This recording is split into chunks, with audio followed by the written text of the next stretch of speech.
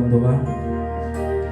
Ya Allah, kami bersyukur Tuhan pada siang hari ini Tuhan, di mana kami akan mengakhiri tahun 2025 Tuhan. Kami bersyukur atas penyertaan-Mu Tuhan, hingga pada hari ini kami bisa menikmati firman-Mu Tuhan.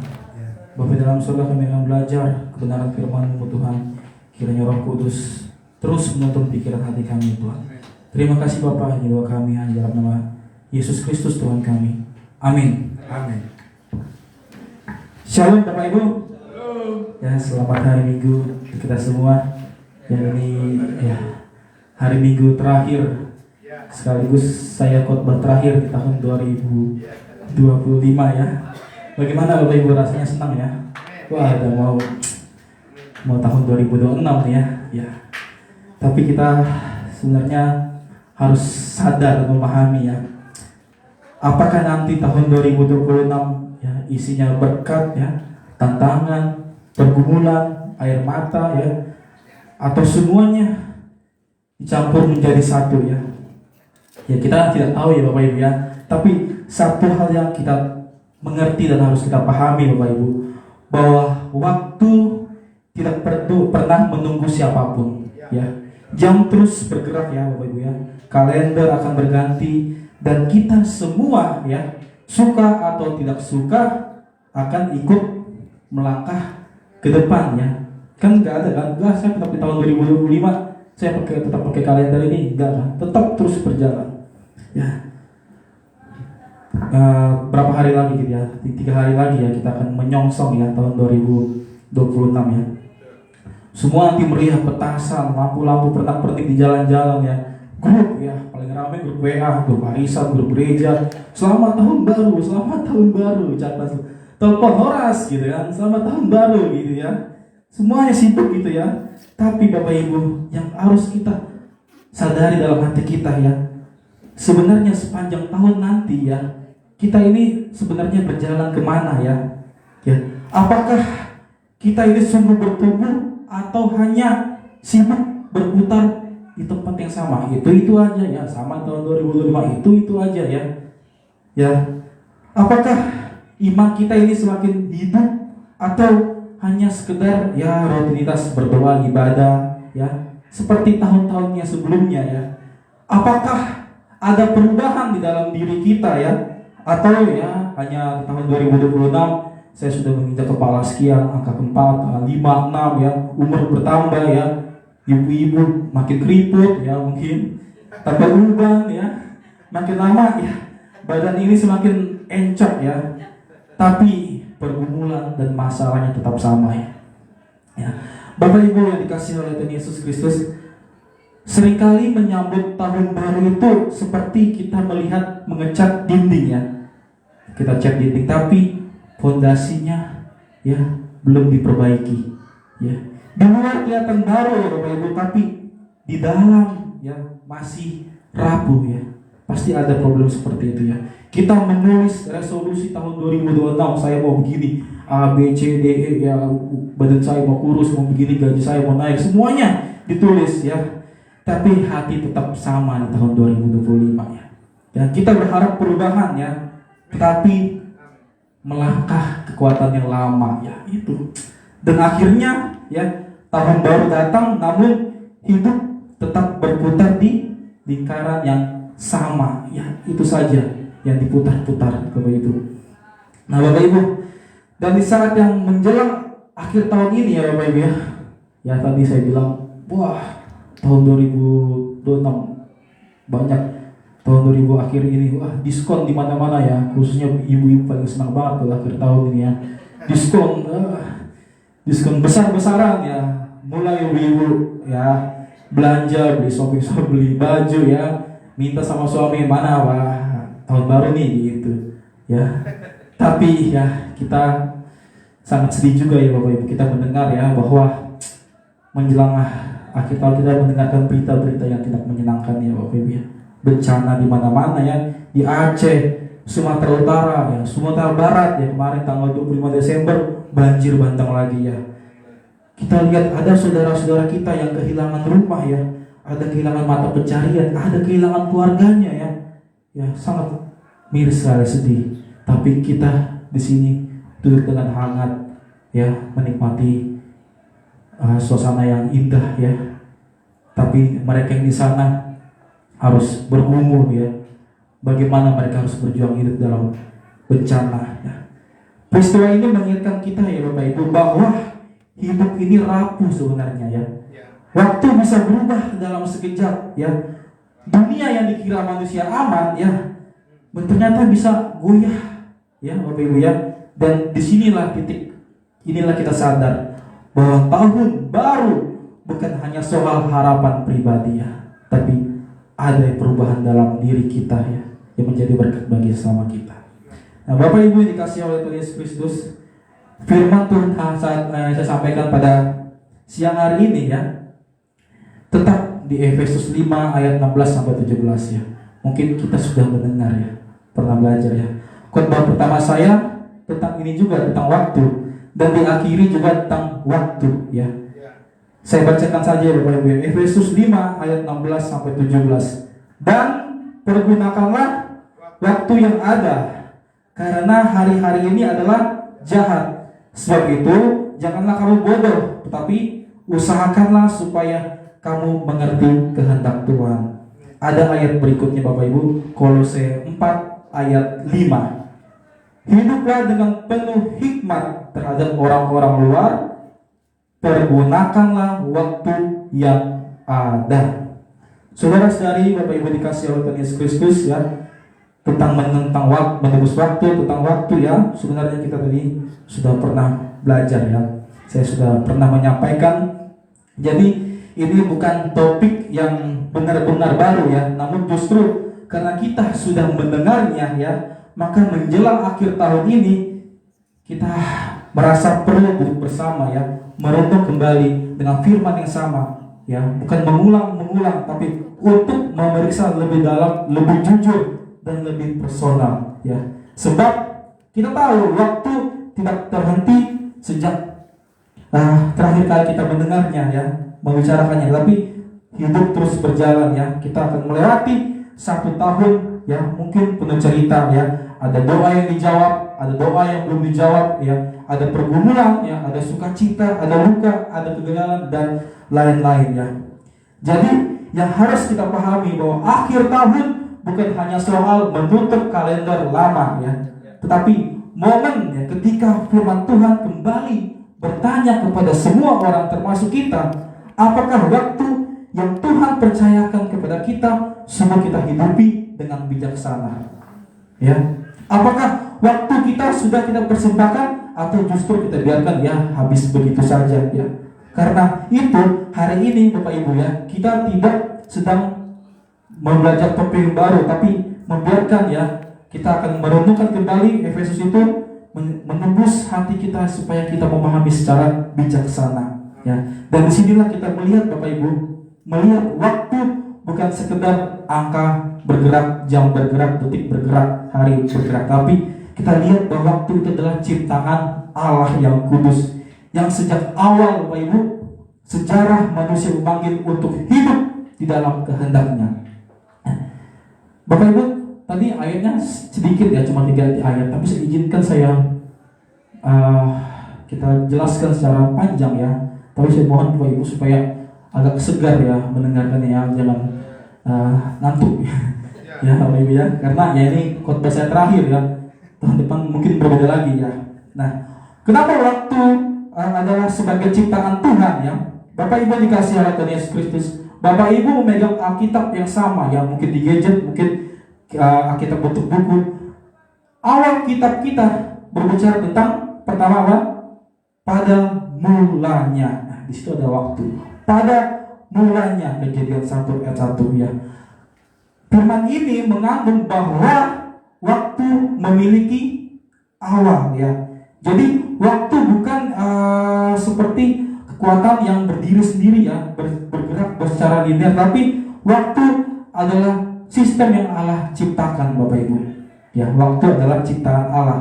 Namun Bapak Ibu, kalau kita baca dalam Kejadian ketika manusia jatuh dalam dosa ya, dosa masuk ke dalam dunia sehingga mengakibatkan relasi manusia dengan waktu mengalami distorsi yang mendalam. Apa artinya Bapak Ibu ya? Ya.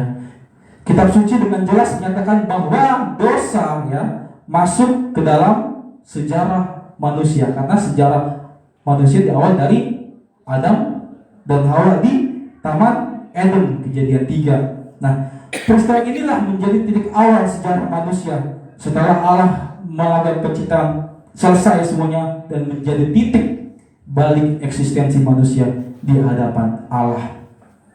Mengerti Bapak Ibu? Mungkin pusing gitu ya. Ya, sama seperti Rasul Paulus mengatakan yang di Roma 5 ayat 12 mengatakan bahwa sama seperti dosa telah masuk dalam dunia oleh satu orang dan oleh dosa itu maut, demikianlah maut itu telah menjalar kepada semua orang. Nah, sebelum Bapak Ibu, sebelum kejatuhan manusia ya, manusia hidup dalam keselarasan dengan waktu ya. Manusia bersama dengan Allah ya secara waktu ya.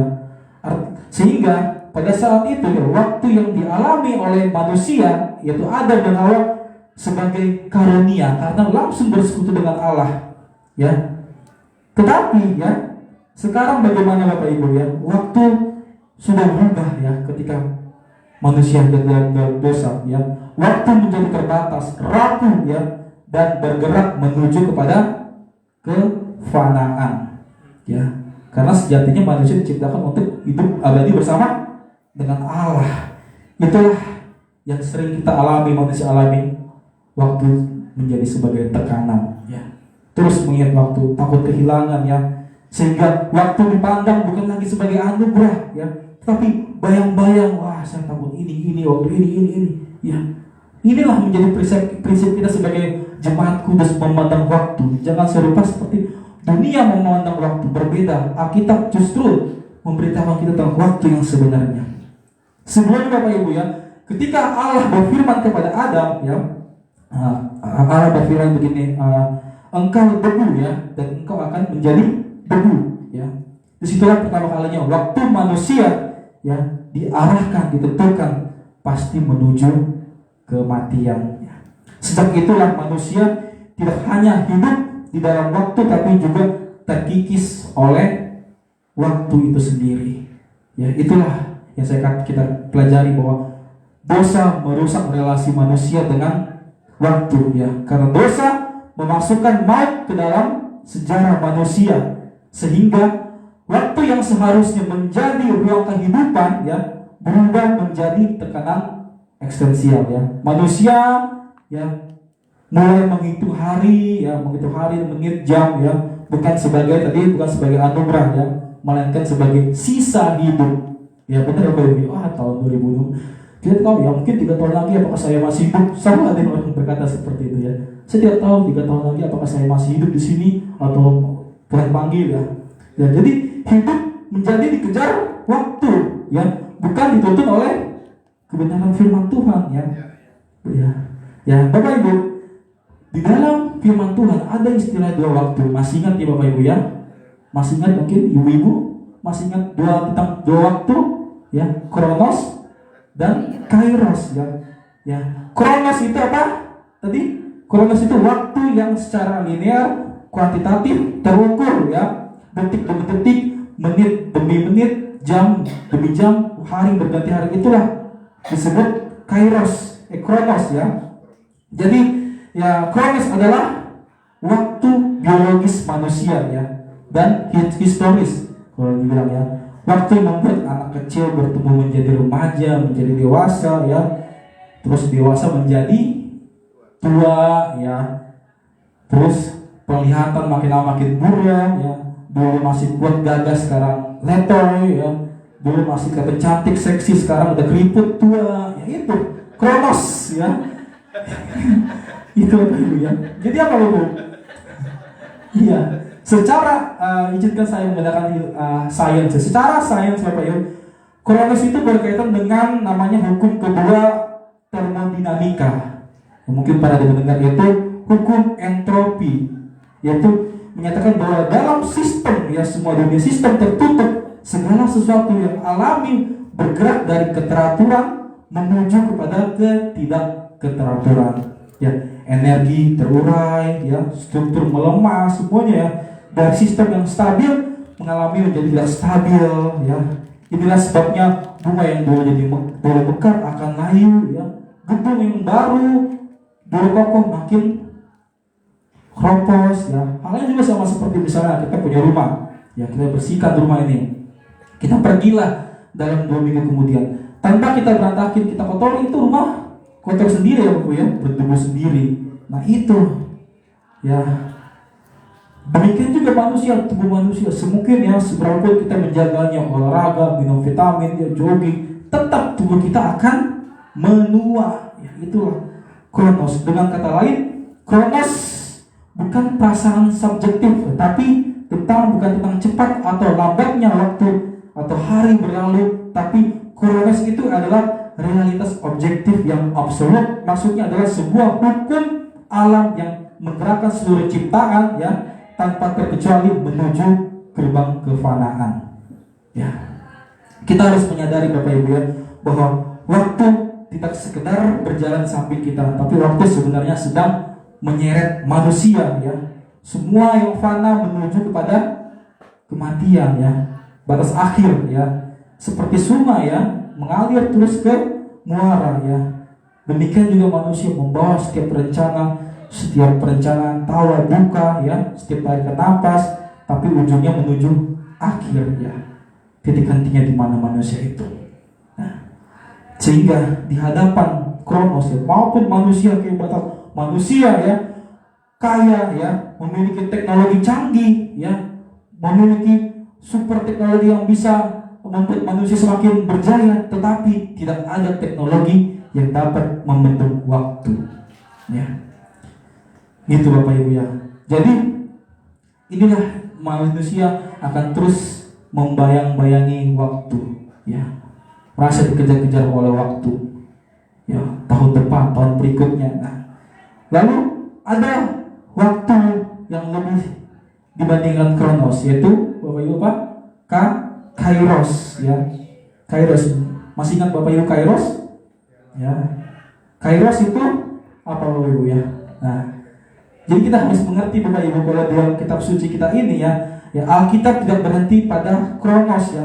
Kitab suci memperkenalkan satu dimensi waktu yang lain, yaitu kairos, ya. Kronos tadi berbicara dengan durasi waktu berapa lama, tapi kairos berbicara apa yang terjadi, momen apa yang terjadi, ya. Dalam bahasa Yunani-nya Bapak Ibu, kalau kairos itu dikatakan momen yang tepat, ya. Ada sebuah filsafat Yunani, ya, kairos itu digambarkan sebagai orang yang main anak panah. Jadi lambat, kalau dia lambat, panahnya itu tidak pas, tapi kalau kecepatan lewat juga, ya. Sama seperti itu juga Bapak Ibu, tidak cepat, tidak terlambat, ya. Itu disebut kairos, ya. Itulah kairos Bapak Ibu yang sesungguhnya yang kita pelajari hari ini. Nah, sehingga kairos, ya, kairos ini kalau kita hidupi itu sangat singkat kalau kita lihat, ya. Mungkin pada hari ini kita berdoa, beribadah tersebut dengan firman Tuhan, ada perubahan hidup kita setelah mendengarkan firman Tuhan, itu disebut kairos, ya. Singkat tapi dampaknya bisa kekal, ya. Satu firman bisa merubah arah hidup kita, ya. Demikian juga satu keputusan iman, ya, bisa menentukan masa depannya. Kamu mau percaya Yesus atau tidak percaya, kan sebenarnya simpel. Kamu percaya Yesus detik ini, ya kamu selamat. Tapi kalau kamu tidak percaya Yesus detik ini, kamu tidak selamat, kekal kan Bapak Ibu. Itu yang disebut kairos, ya Bapak Ibu. Jadi kita sebagai orang kudusnya Tuhan, ya, kita dipanggil untuk mengalami kepekaan akan kairos, ya. Tidak hidup terlingkaran dalam kronos. Bukan berarti kronos itu salah, ya Bapak Ibu, tapi kita harus melihat bahwa kairos itu kita mengerti yang namanya kehendak firman Allah, ya, yang kita pelajari dengan firman Tuhan pada hari ini.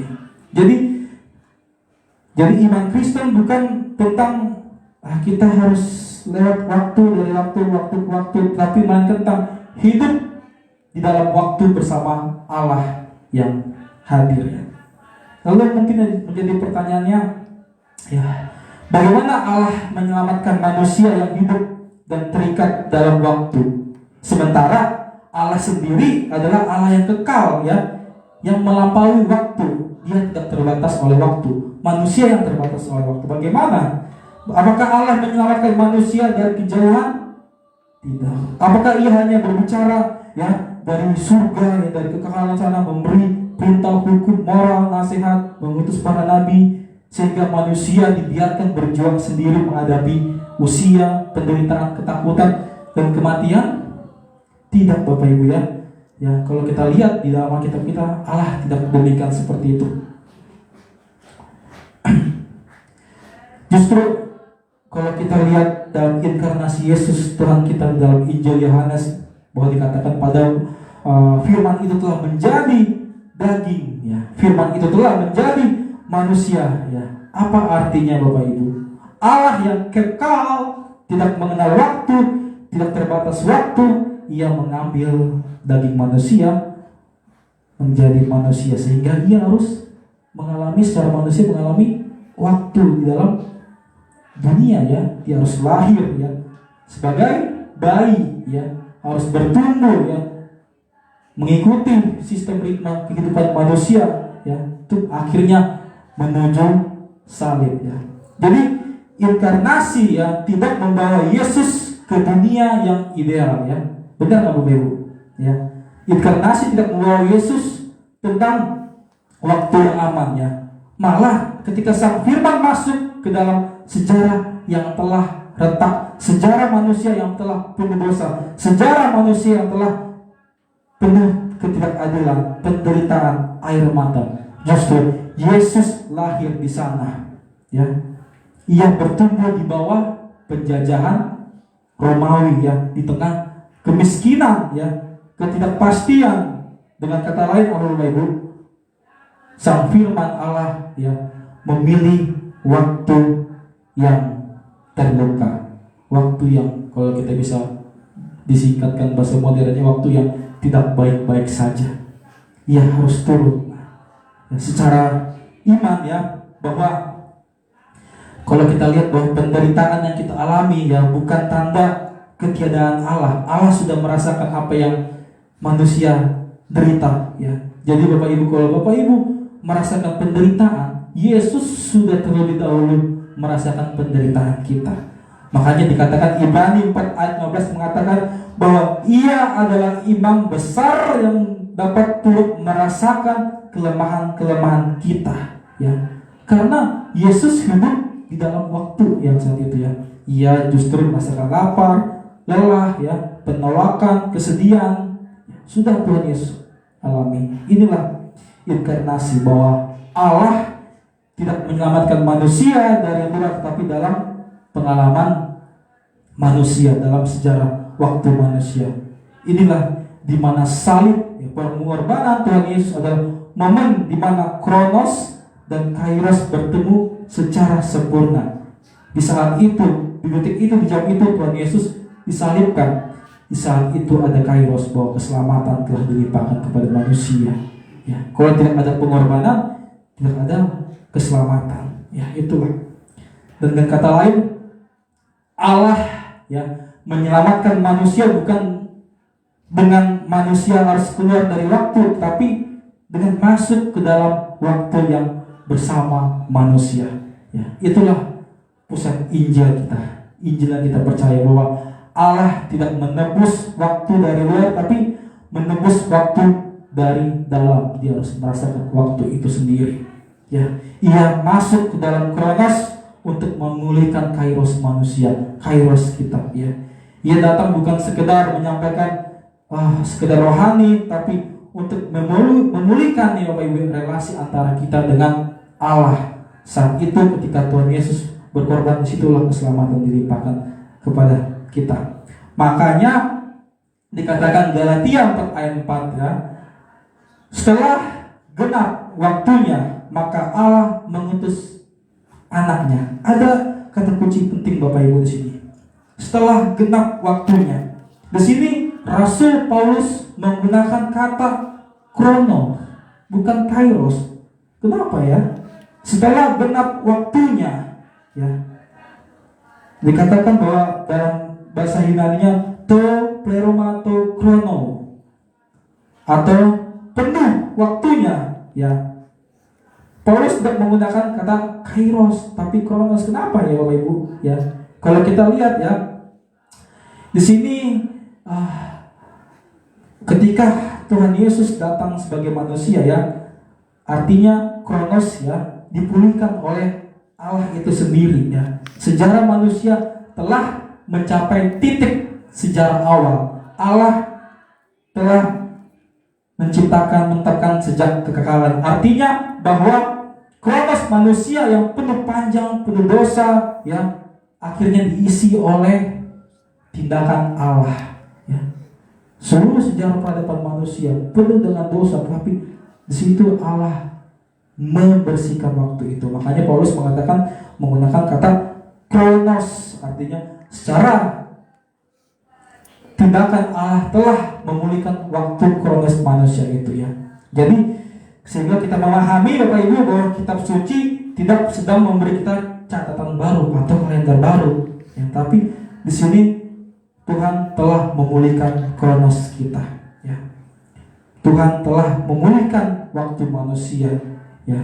Secara keselamatan kita ditebus ya, secara rohani kita ditebus, tapi Allah juga memulihkan waktu manusia itu, sehingga kita nanti akan mendapat titiknya bagaimana waktu dikatakan waktu itu kali tebus ya. Nah, Bapak Ibu dikasih oleh Tuhan Yesus Kristus ya, kalau kita lihat ya, mengapa sih ya Allah itu harus datang ya, harus merasakan kerapuhan manusia ya, mengapa dia harus menjalani dalam kehidupan waktu-waktu manusia? Kenapa dia langsung besar, langsung melaksanakan keselamatan ya? Tidak perlu lagi dia menjadi bayi, tidak perlu lagi menjadi orang dewasa, tidak perlu lagi merasakan hinahan. Tapi kenapa dia harus merasakan itu Bapak Ibu ya? Inilah kalau kita lihat ya, bahwa bukan kapan Allah itu bertindak, tapi bagaimana Allah itu bertindak. Kalau kita baca dalam surat Rasul Paulus, dikatakan di Filipi ayat 2, Filipi 2 ayat 7 ya, ia telah mengosongkan dirinya. Kata mengosongkan itu sebenarnya dalam, kalau Bapak Ibu dalam bahasa teologisnya, kenosis ya. Kenosis itu dikosongkan. Apa artinya dikosongkan? Bukan berarti Yesus berhenti menjadi Allah. Berarti Yesus berhenti menjadi Allah. Tidak Bapak Ibu. Ia meninggalkan yang disebut namanya kehendaknya ya. Dikosongkan berarti bukanlah siapa dia, melainkan bagaimana ia hadir di dalam waktu itu ya. Ia melepaskan hak-hak kemuliaannya ya, untuk hidup sepenuhnya dalam batasan kronos manusia ya. Itu ya, dia mengosongkan dirinya untuk sama seperti manusia ya. Dalam pengosongan diri ini, Kristus rela mengikat dirinya pada jam tertentu, kalender, proses ya. Justru ia tidak melampaui waktu, tetapi tunduk pada waktu ya. Tadi ia lahir sebagai bayi, ia harus menunggu waktu untuk bertumbuh selama 33 tahun baru dia disalibkan ya. Inilah namanya penantian ya.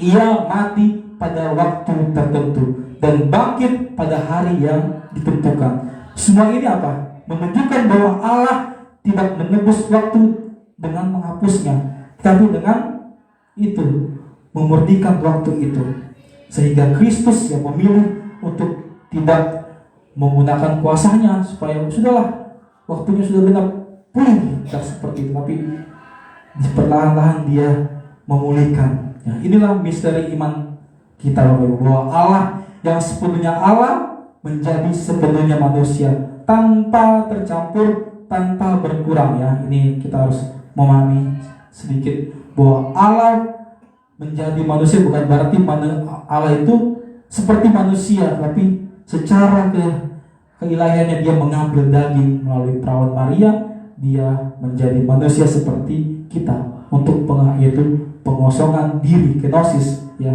Untuk apa? Penebusan waktu. Sehingga kita memahami bahwa Allah masuk ke kronos kita supaya kronos kita tidak lagi di penjara, ya, melainkan jalan menuju kekekalan. Dan disinilah Injil menjadi personal bagi kita, ya Bapak Ibu. Jika Allah rela merendahkan dirinya sedemikian berupa, maka tidak ada satupun detik hidup kita yang berada di luar jangkauannya. Ya, amin Bapak Ibu ya. Tidak ada waktu yang terlambat, ya. Tidak ada masa lalu yang terlalu rusak, dan tidak ada namanya penantian terlalu panjang, ya.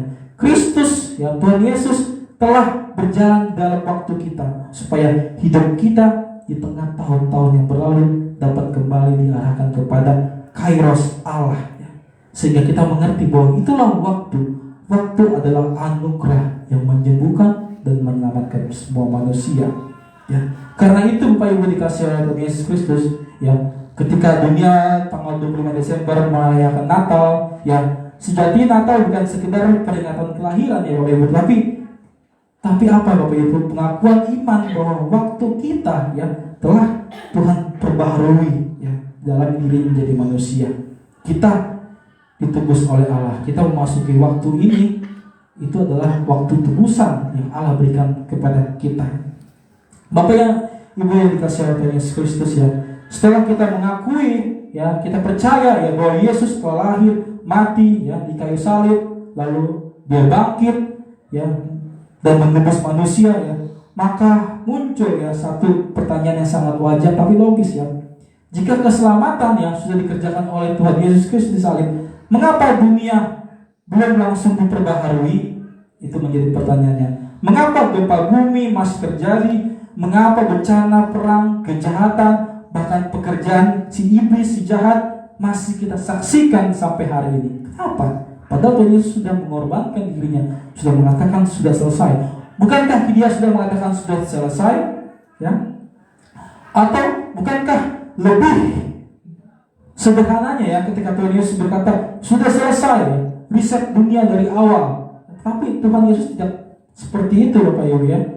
Ya, Dia tidak mengatakan riset dunia dari awal, tapi apa, ya, terus berjalan, ya. Sehingga kita nanti akan mengerti, ya, bahwa ketika Tuhan Yesus salib dikatakan sudah selesai, ya, itu artinya bahwa keselamatan yang Tuhan kerjakan sudah pada finalnya, sudah lunas, ya. Kemenangan sudah diraih, tetapi, ya, dunia yang ditebus itu masih sedang dipulihkan, ya. Sedang dipulihkan dunia ini Bapak Ibu. Kita bersyukur, ya, kita sudah berada dalam tebusan Tuhan, sehingga dunia ini, kalau tadi Tuhan Yesus tidak mengorbankan dirinya, dunia ini belum dipulihkan, ya. Tapi ketika Tuhan Yesus sudah mengorbankan dirinya, dunia sedang dipulihkan, ya. Mengapa Kristus tidak langsung memulai meriset awal dunia dari nol, ya? Kita ulang. Kenapa? Kita tahu bahwa Tuhan Yesus datang pertama bukan untuk menghakimi, tapi menyelamatkan, ya. Dikatakan bahwa Yohanes 3 ayat 17 berkata, Allah mengutus anaknya ke dalam dunia bukan untuk menghakimi, melainkan untuk menyelamatkan, ya. Bapak Ibu dikasih Tuhan Yesus, kalau saat itu Yesus berkata sudah selesai riset dunia, maka tidak ada lagi ruang pertobatan bagi manusia, ya. Tidak ada lagi kasih karunia. Ketika Tuhan Yesus sudah mengorbankan dirinya, sudah dianggap selesai dan semua final, tidak ada yang selamat, ya. Pasti semuanya akan binasa. Paling yang selamat, ya, paling rasul-rasulnya, ya, ibunya, ya. Sehingga kasih karunia itu tidak dapat disampaikan kepada umat manusia, ya. Jadi Allah, ya, memberi waktu anugerah untuk semua manusia, ya, mengambil iman percaya kepada karya keselamatan. Jadi waktu yang kita rasakan inilah anugerah, ya. Bukan hanya kepada kita sebagai orang Kristen, kepada seluruh, ya, manusia. Inilah waktu anugerah Allah yang harus diambil manusia percaya akan Yesus yang telah menebus manusia, ya. Pertanyaan kemudian tadi, ya, jika Yesus sudah menang di kayu salib, mengapa si jahat atau iblis masih bekerja, ya? Mengapa godaan, kejahatan, ya, kuasa gelap masih kita lihat dan kita rasakan pada hari ini, ya? Bapak Ibu dikasih oleh Tuhan Yesus Kristus, bukan berarti Tuhan belum menang, ya. Alkitab mengajarkan dengan jelas bahwa iblis sudah dikalahkan, tetapi belum dimusnahkan sepenuhnya, ya. Jadi Kita harus tahu Bapak Ibu bahwa iblis itu secara kuasa telah dikalahkan, tapi secara adanya dia belum dimusnahkan. Tapi iblis sudah kalah ya. Makanya dikatakan di Kolose 2 ayat 15 bahwa kematian Kristus melucuti pemerintah dan penguasa. Artinya apa? Kuasa iblis telah dilumpuhkan, ia tidak lagi berkuasa menentukan nasib manusia. Kita bersyukur Bapak Ibu. Nasib kita bukan ditentukan oleh si jahat, tapi sudah ditentukan oleh Tuhan ya. Tapi iblis masih diizinkan bekerja ya, dengan syarat dalam batas yang ditentukan Allah ya.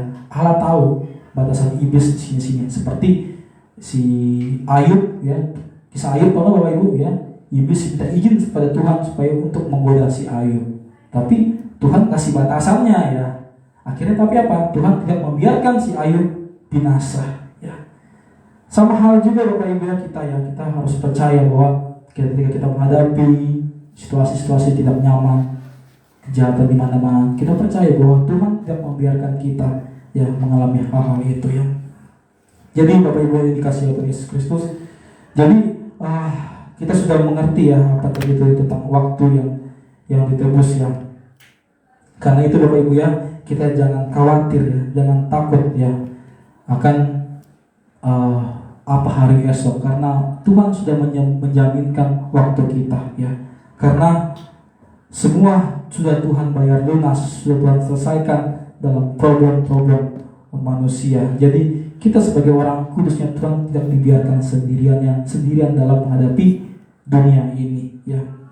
Kita sudah merasakan kebangkitan Kristus, kita sudah merasakan kuasa Roh Kudus. Justru kita dalam waktu-waktu ini ya, kita kerjakan yang Tuhan berikan waktu itu ya. Waktu ini bukan hanya sekedar kronos ya, tapi kairos ya, di mana kita dipanggil ya, bukan dengan ketakutan kekhawatiran, tapi untuk melawan ketakutan kekhawatiran dengan iman ya. Sebagaimana dikatakan Yakobus 4 ayat 7, lawanlah iblis ya, maka ia akan lari padamu. Jadi kita sebagai orang yang tebusnya Tuhan tidak perlu takut khawatir akan pekerjaan si jahat ya, karena Tuhan sudah melucuti kuasa-kuasa si jahat itu Bapak Ibu ya. Ibaratnya begini Bapak Ibu ya, saya ilustrasikan sebagai perang ya. Hari kemenangan ya, maksudnya perang ya, hari kemenangan sudah ditentukan ya, musuh sudah dikalahkan, tapi masih ada pasukan-pasukan yang tersisa melakukan perlawanan kecil. Bukan berarti belum selesai ya kemenangannya, tapi mereka yang musuh-musuhnya ini tidak bisa menang ya, karena secara status bangsa itu dikatakan sudah menang, tapi masih bisa melukai ya. Demikian juga Bapak Ibu, salib penebusan Tuhan ya adalah hari kemenangan ya. Sedangkan dunia yang kita lihat ini adalah sebenarnya hari penawaran pertobatannya. Manusia mau percaya tidak percaya ya itu menentukan nasibnya sendiri ke depannya. Ya, seperti ini Bapak Ibu, seperti bangsa Indonesia ya. Kita tahu ya, Indonesia bangsa yang merdeka ya sejak tahun 45 ya. Status bangsa kita apakah bisa dibatalkan Bapak Ibu? Tidak bisa dibatalkan. Secara konstitusi bangsa kita bangsa yang merdeka ya. Kita bukan lagi bangsa jajahan ya. Bendera bebas berkibar ya, konstitusi kita berdiri, kedaulatan kita diakui oleh negara dunia internasional. Namun pertanyaannya, apakah setelah proklamasi Indonesia langsung hidup tanpa ancaman? Tidak ya Bapak Ibu.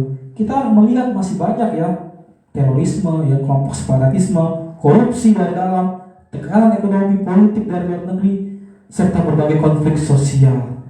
Tapi semua ancaman itu tidak mengubah satu fakta dasar, yaitu Indonesia tetap bangsa yang merdeka ya. Musuh-musuh itu bukan penjajah ya, bukan penjajah lagi ya, melainkan ya gangguan terhadap ya kemerdekaan yang sudah kita miliki ya. Demikian juga Bapak Ibu ya, kehidupan iman kita dalam Kristus ya, melalui salib dan kebangkitan Kristus telah memerdekakan kita secara sah dan penuh ya. Tidak ada yang membatalkan status kita Bapak Ibu ya. Dosa tidak lagi berdaulat atas kita ya. Maut tidak lagi memiliki klaim terakhir. Iblis bukan lagi Tuhan, melainkan musuh yang sudah kalah ya. Sehingga status kita di hadapan Allah sudah jelas, orang merdeka dan orang kudus ya. Namun kemerdekaan kita ya bukan berarti kita bebas dari ancaman dan godaan ya. Kita masih hidup di dunia yang sebelum seutuhnya belum dipulihkan ya. Masih ada godaan, penderitaan, pergumulan, bahkan serangan rohani. Tetapi semua itu tidak membatalkan status kita ya. Seperti tadi bangsa Indonesia telah dijajah, meskipun berjuang tetap dia bangsa yang merdeka ya. Inilah sebenarnya kehidupan kita ya, kehidupan manusia, kehidupan orang yang tebus ya.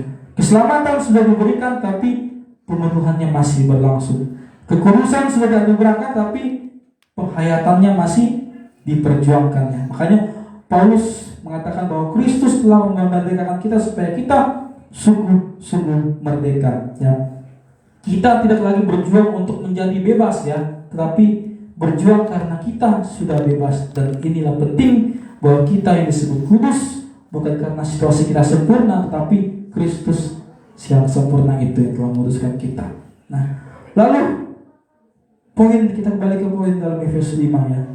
Ya, ketika menjadi pertanyaan mengapa tadi dunia belum diperbarui, Alkitab juga memberi panggilan konkret ya kepada kita bahwa pergunakanlah waktu yang ada karena hari ini adalah hari yang jahat. Pergunakanlah waktu ya. Dalam bahasa teks bahasa Yunani-nya dikatakan exagorazomai. Artinya apa? Menebus ya, menebus kembali waktu. Menebus kalau bahasa filsafat Yunani saat ini menebus kembali dari pasar budak ya. Menebus waktu yang telah diperbudak itu ditebus oleh Tuhan. Makanya dikatakan pergunakanlah waktu yang ada ya. Dengan kata lain sebenarnya Paulus sedang berkata waktu kita ini sedang diperbudak ya. Bukan diperbudak oleh bangsa asing tapi oleh hal-hal perlahan mencuri hidup kita tanpa memberi makna ya. Oleh kekhawatiran tidak habis-habis, oleh kemarahan, kebencian terus yang bertahun-tahun ya. Oleh kesibukan yang mungkin terlihat rohani atau produktif tapi sebenarnya kosong ya. Itu. Dan kalau kita jujur sebenarnya berapa waktu yang telah mencuri kehidupan kita ya. Karena itu Bapak Ibu, menebus waktu bukan soal manajemen jadwal. Itu oke, fine aja. Tapi di sini dikatakan menebus waktu adalah tindakan rohani dan eksistensial, merebut kembali hidup kita dari hal-hal yang memperbudak ya. Lalu mempersembahkan kembali kepada Kristus sang penebus waktu itu sendiri. Bapak Ibu dikasih oleh Tuhan Yesus Kristus ya, ketika kita sendiri sudah mengalami namanya kemerdekaan, kita tentu akan mengalami kemerdekaan waktu. Tuhan memberikan kita waktu yang mulia. Oleh karena itu dengan sadar kita harus bertanggung jawab ya dan penuh makna. Apalagi besok kita akan menghadapi tahun 2026 Bapak Ibu ya. Bapak Ibu izinkan saya ya kalau memberikan waktu sebentar lagi ya. Kalau kita lihat mundur sedikit ke belakang ya, tentu ya manusia sepanjang sejarah ya tidak pernah hidup tanpa kalender ya. Bapak Ibu harus tahu tuh apa ada kalender ya. Lalu banyak kalender ya. Bangsa Mesir ya menghitung waktu berdasarkan peredaran matahari ya. Bangsa Babilonia menghitung waktu dengan peredaran bulan. Bangsa Romawi menghitung waktu dengan kejayaan kaisar saat waktu itu ya. Bahkan sampai hari ini ya dunia masih mengenal banyak kalender, baik itu kalender Ibrani, kalender Hijriah ya, kalender Tiongkok ya, kalender Hindu dan lain-lain sebagainya. Banyak kalender ya Bapak Ibu kalau kita tahu. Sebenarnya banyak ya kita mengerti sebenarnya kalender itu banyak ya, banyak versi ya. Yang kita ikuti ini sebenarnya kalender apa gitu ya. Nah, oleh karena itu Bapak Ibu, apa yang menjadi penting ya bagi kita ya. Nah, jadi pada zaman saat itu, pada zaman Romawi ya, kalender dihitung berdiri dari pusat peradaban yaitu Roma ya. Sejarah mencatat bahwa kehidupan manusia bermula dari Roma ya. Tetapi Injil saat itu masih bertumbuh Bapak Ibu ya. Injil saat itu masih bertumbuh, jadi sehingga kekristenan saat itu masih mengikuti kalender Romawi saat itu ya. Lalu pada abad ke-6 ya, pada abad ke-6 sejarahnya seperti ini Bu. Pada abad ke-6 ada seorang biarawan atau seorang rohaniawan bernama Dionysius Exiguus ya, dia mengajukan gagasan ya yang menggemparkan seluruh dunia ya, mengatakan gini, mengapa kita menghitung tahun berdasarkan Kaisar Roma pada saat itu ya, mengapa sementara dunia telah diubah oleh kelahiran dan kematian Kristus ya. Saat itu dia berani dengan ngomong seperti itu ya, maka dia mengusulkan penanggalan baru ya. Penanggalan baru ini dihitung oleh dari kelahiran Tuhan kita Yesus Kristus yang disebut kalender Anno Domini, tahun Tuhan kita ya. Pasti Bapak Ibu pernah tahu ya kalender Domini yang kita gunakan. Nah, lalu semakin abad ke abad bergeserlah kalender ini ya, disempurnakan oleh seorang astronomis dan sekaligus pemimpin gereja saat itu ya, Paus Gregorius.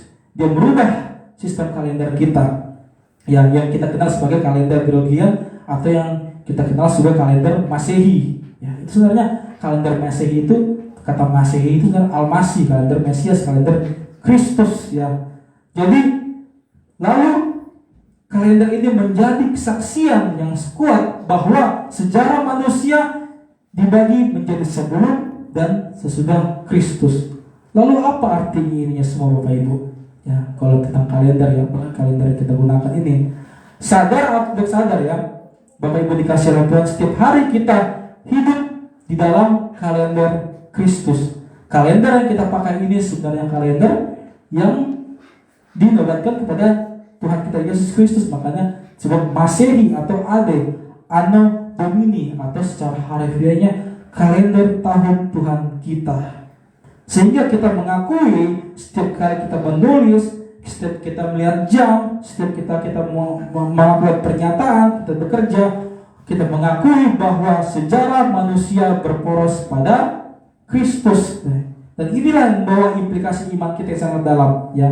Kristus bukan hanya sekedar Tuhan atas hari Minggu, hari tertentu, tapi Senin sampai Sabtu, Januari sampai Desember itu adalah waktu Tuhan. Ya, waktu Tuhan. Oleh karena itu, Bapak Ibu, kalau secara jujur kita gunakan bahwa kalender Masehi, kalender kita gunakan itu adalah kalender yang dinobatkan kepada kelahiran Kristus. Makanya juga 1 Januari sebelum tanggal 25 Januari itu sejarah pembentukan kalender yang kita gunakan ya.